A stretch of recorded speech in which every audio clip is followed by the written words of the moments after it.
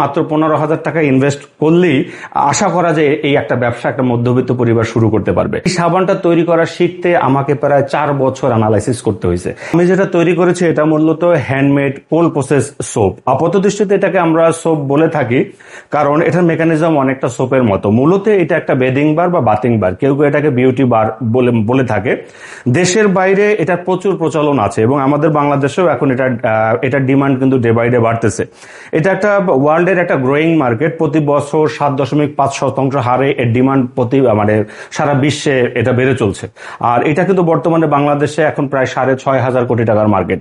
তো সেই হিসাবে আমরা যেটা বলি যে আমাদের এখানে যারা স্টুডেন্ট আসে তাদেরকে বলি যে 6,500 কোটি টাকার যে মার্কেট বা 6,000 কোটি টাকার যে মার্কেটটা, এই মার্কেটে যদি তুমি 0.5% দখল করতে পারো তাহলে দেখা যাবে যে অন্ততপক্ষে 30 কোটি টাকার সেল তোমার দখলে থাকবে। মানুষ কিন্তু এখন ডে বাই ডে অর্গানিক বা ন্যাচারাল পণ্যের দিকে ঝুঁকে যাচ্ছে। মানুষ এখন আর চায় না যে কেমিক্যাল যুক্ত কোনো কিছু ব্যবহার করতে বা কেমিক্যাল যুক্ত কোনো কিছু খেতে।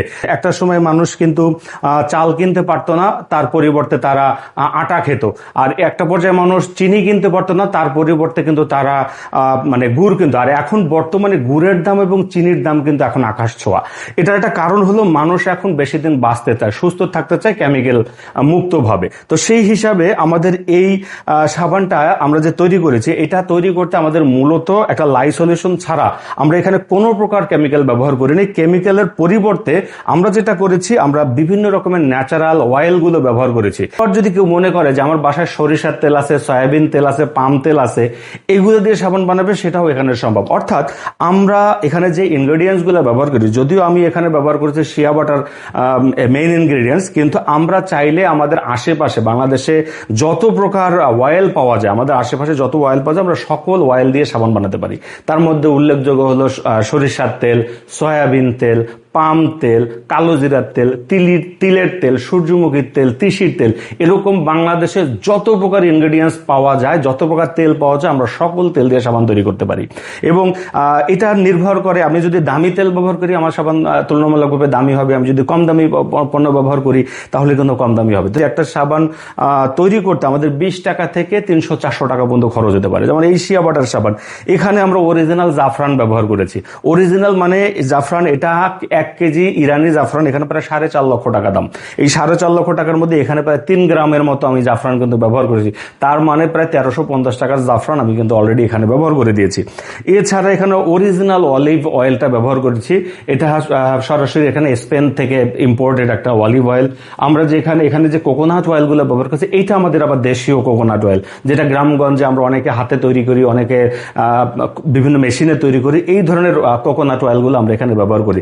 এছাড়া আমাদের গ্রামগঞ্জে যে ভেন্না নামক যে একটা উপাদান আছে, ভেন্নার তেল, আমরা এখানে ভেন্নার তেলও ব্যবহার করছি। ভেন্নার তেলের একটা মজার বৈশিষ্ট্য হলো, ভেন্নার তেল নারিকেল তেলের সাথে বিক্রিয়া করে সাবানের ফোম বৃদ্ধি করে। তার মানে আমি এই সাবানের পর্যাপ্ত পরিমাণ ফেনা বা ফোম হবে। এই ফোমগুলোর জন্য দায়ী হলো এখানে মূলত কোকোনাট অয়েল এবং ক্যাস্টর অয়েল। কোকোনাট অয়েলে ফেনা দেয়, ক্যাস্টর অয়েল তাকে বুস্ট করে। এই জন্য আমরা আসলে ক্যাস্টর অয়েলটাকে ফোম বুস্টার বলে থাকি। এক কথায় বলা যায় আমাদের এই সাবানটা টোটালি, আমি বলবো না টোটালি কেমিক্যাল ফ্রি, তবে এই সাবানটা তৈরি করার পরে আমরা এখন এই যে ঢালার পরে আমি এটা 24 ঘন্টা পরে এখানে কাটবো, কেটে পিস পিস করে কোথাও রেখে দেবো। এখন রেখে দিব কতদিনের জন্য? প্রায় 1 মাসের জন্য, 1 থেকে 1.5 মাস।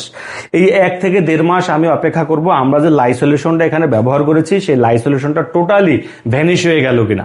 যখন 1 থেকে 1.5 মাস পরে আমি দেখবো যে এই লাই সলিউশনটা টোটালি ভ্যানিশ হয়ে গেছে, তখন আমরা এটা ত্বকের জন্য উপযোগী মনে করব। এই ধরনের সাবানগুলো দিয়ে আমরা বিভিন্ন রকমের কাজ করতে পারি। যেমন আমাদের ত্বকের গ্লো বৃদ্ধি করতে পারি।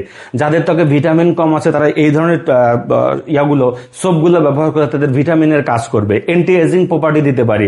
আমরা চর্ম রোগের জন্য এগুলো ব্যবহার করতে পারি। আমরা মেস্তার জন্য ব্যবহার করতে পারি। আমরা এক একটা সোপ এক এক রকমের ইনগ্রেডিয়েন্টস দিয়ে তৈরি করি। এছাড়া ভেষজ যদি বলি, যে আমরা চাইলে এখানে আরো অনেক ধরনের ভেষজ আমরা ব্যবহার করতে পারতাম। এই ভেষজগুলো মূলত আমরা আশেপাশে যে ভেষজগুলো আছে, যেমন আমরা কাঁচা হলুদ হলুদ ব্যবহার করতে পারতাম, নিম পাতা ব্যবহার করতে পারতাম, আমরা সজনে পাতা ব্যবহার করতে পারতাম, আমরা গাজর, মূলা, টমেটো, শসা, আলু এ ধরনের যত প্রকার ইনগ্রেডিয়েন্টস আমাদের আশেপাশে যেগুলো আছে আমরা সবগুলো চাইলে ব্যবহার করতে পারতাম। এই সাবানটা তৈরি করা শিখতে আমাকে প্রায় 4 বছর অ্যানালাইসিস করতে হয়েছে। আমরা উদ্যোক্তাদের বলবো যে আপনারা এখানে আসেন, হ্যান্ডমেড সোপগুলা তৈরি করেন, এটা শিখে যে ব্যবসা করতে হবে এমন কোনো কথা নাই। একটা নিরাপদ পণ্য আপনার বাসার জন্য তৈরি করতে পারেন। একটা সেকেন্ড হ্যান্ড একটা মেশিন কিন্তু 15 লাখ টাকা খরচ হয়, আর যদি নতুন একটা মেশিন কিনি তাহলে 30, 35, 40 লাখ টাকার মতো খরচ হয়। আর আমার এখানে টোটালি কোনো মেশিন লাগবে না। তো যেহেতু মেশিন লাগবে না, তাই আমরা সবাইকে বলে থাকি ব্যবসা শুরু করার জন্য 15 লাখ টাকা সবার আগে মাইনাস হয়ে যাবে। বর্তমানে কিন্তু বাজারে একটা ফোনের দাম হলো প্রায় 15,000 টাকার মতো। তা আমরা কিন্তু মধ্যবিত্তদের একটা ব্যবসার একটা ওয়ে ধরায় দিচ্ছি। মাত্র 15,000 টাকা ইনভেস্ট করলেই আশা করা যায় এই একটা ব্যবসা একটা মধ্যবিত্ত পরিবার শুরু করতে পারবে বাসায় বসেই।